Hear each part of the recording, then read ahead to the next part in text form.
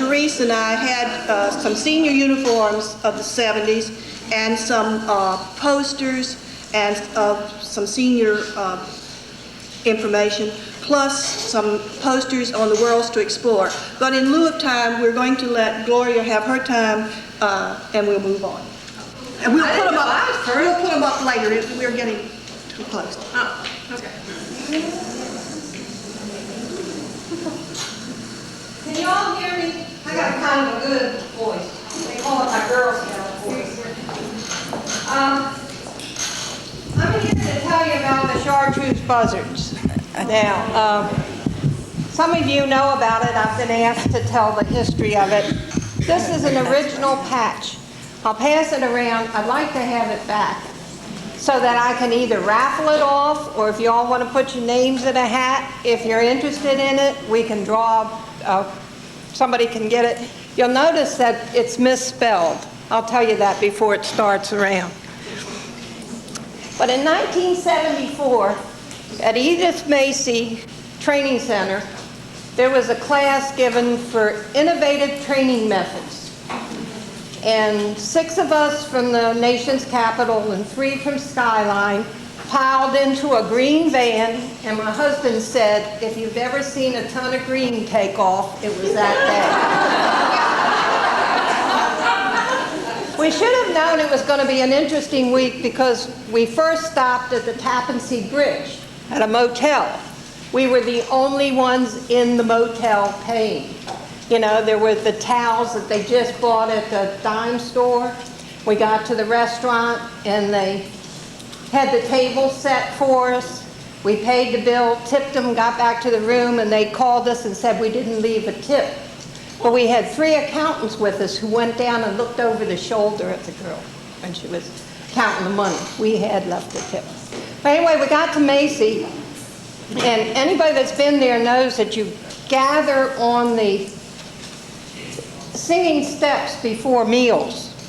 Well, this girl from Seal of Ohio, Dee Covey, some of you might know her, she didn't know what she was doing. She taught me this song. And being a crazy person that likes crazy songs, it was really neat because we were taking very serious stuff, you know, values clarification where you pretended like you were a lemon and stuff like this, you know.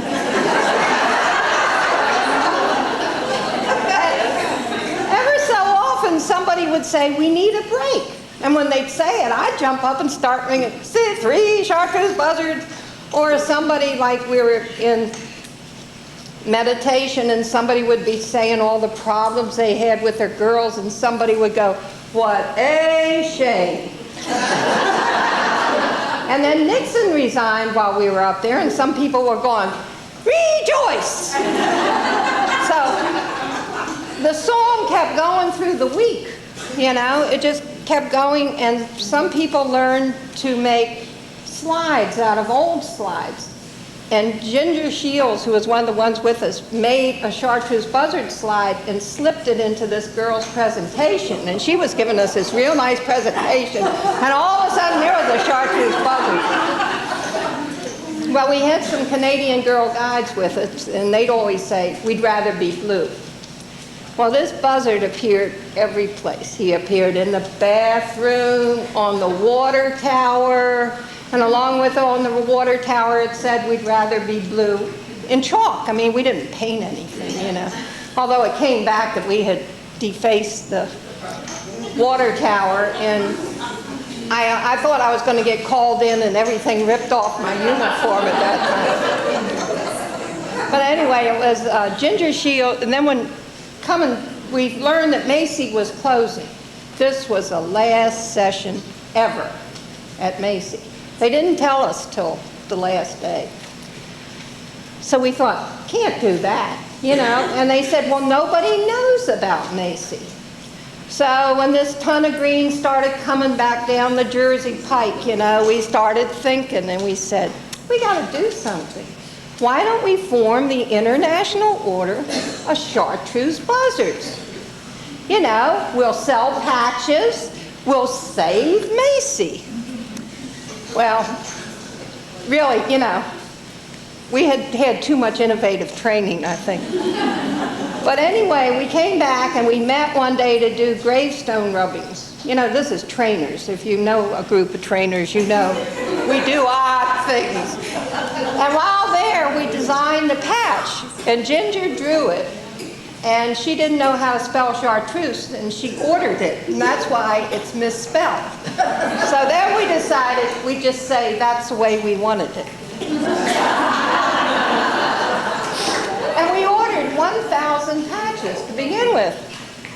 Well, you know, we thought, what are we going to do? We'll have swaps for the rest of our lives. So we wrote a legend of the Chartreuse buzzard, and we called it the friendly bird of scouting. And if you ever saw someone that had a buzzard patch, you would give them the dead tree sign. And that this friendly bird was going to fly all over and tell everybody about Edith Macy. And you know, we had no publicity. We wrote to everybody that was there, and there was one person that was there with us. And we wrote them letters and told them we sold them for 50 cents. No postage. We did that with our seed money that we had all invested. Well, 2 years later, we had sold 8,000 patches all over the United States, Australia, behind the Iron Curtain in Poland. It just was really amazing what happened with them. And they're still sold at the Seal of Ohio, although they have Macy on the bottom of theirs. And Betty Philbrook? Rutledge, that's right. She wrote me a letter this last summer and said that we've passed $10,000. And the Chartreuse buzzard, in '76, we went back to Macy's 50th anniversary. And we presented, my husband in the meantime had made a big Chartreuse buzzard flag that flew at the 75 convention here in Washington at the Schwarm Hotel. There was a buzzard roost where people could come and relax, and we raised money at that. And if I'd known anybody wanted to know about it, I would have brought the flag with me, but I didn't. But so in '76, we went back with the flag and a new legend and presented the money to the National, to a board member who was there at Macy. And that started the fund drive for Macy. Then the National Board decided there was enough. I think we turned in close to $4,000 after 2 years. And they decided there was enough interest to keep Macy going, and that started the big fund drive, and it's now reopened. And it's all because of that crazy bird. And I know, I think it was Colleen was down in North Carolina once, and somebody came by and gave her the dead tree sign, and she sent me a postcard that said, "You and your darn buzzard." Do you remember that, Colleen? Okay, now we're going to sing. And I'll stand for a short while. I can't stand for the whole thing, but I'll stand and show you a dead tree. Now, a dead tree can be anything you want it to be. It can go like this. It can go like that. You can make a dead tree any way you want. And I'll do the best I can sitting. So everybody, you got to stand to do this. You all been sitting long enough. Okay, now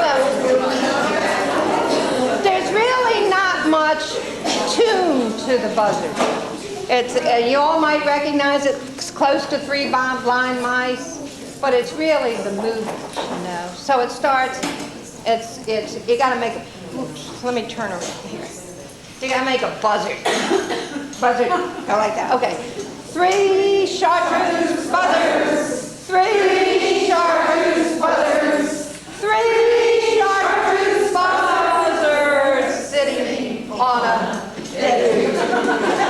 One flew away, one a shade. 2 Chartreuse buzzards. 2 Chartreuse buzzards. 2 Chartreuse buzzards sitting on a tree. One flew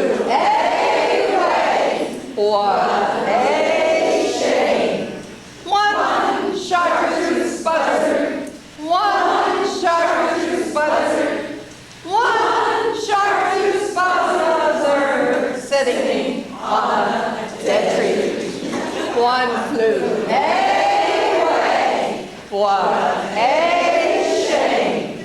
No Chartreuse buzzards. No Chartreuse buzzards. No Chartreuse buzzards sitting on a dead tree. One has returned. Let us rejoice. One Chartreuse buzzard. One Chartreuse buzzard.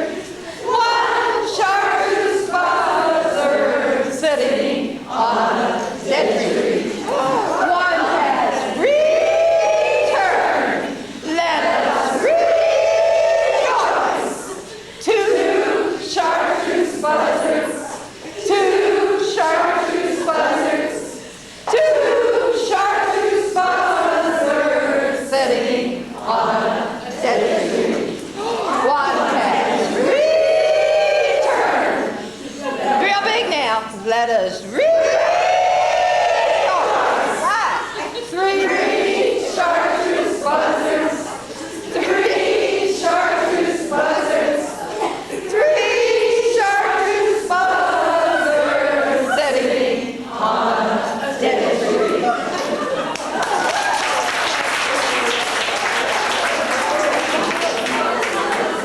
Has the patch gone all the way around?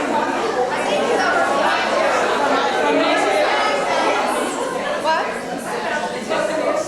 Huh?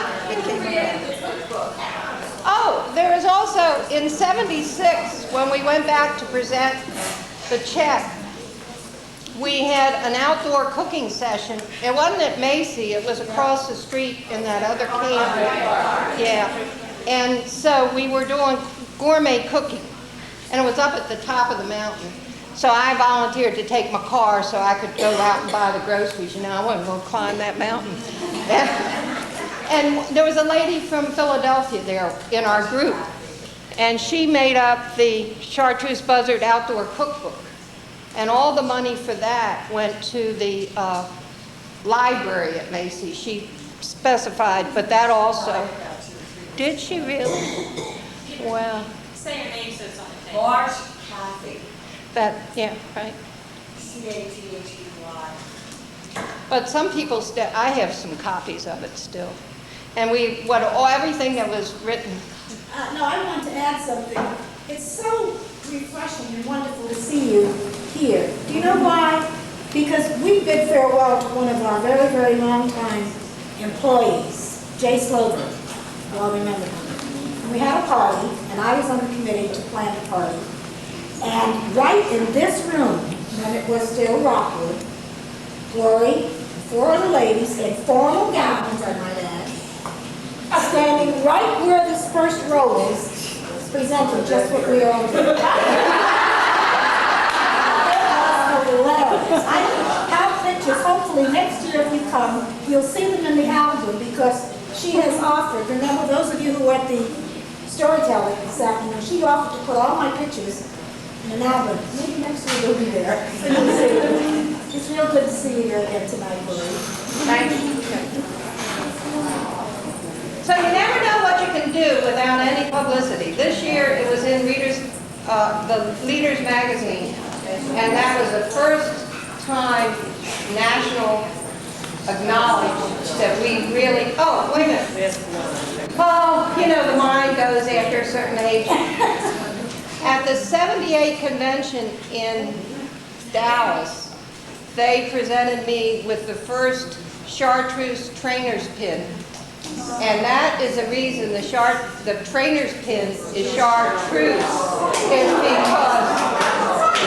because the trainers that were at that session, we were a little upset because everybody had a position pin but trainers until that time.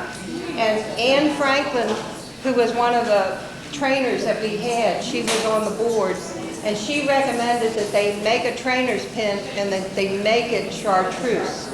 So if you ever wonder where that weird color came from, it was from a ton of green up in Macy in 74.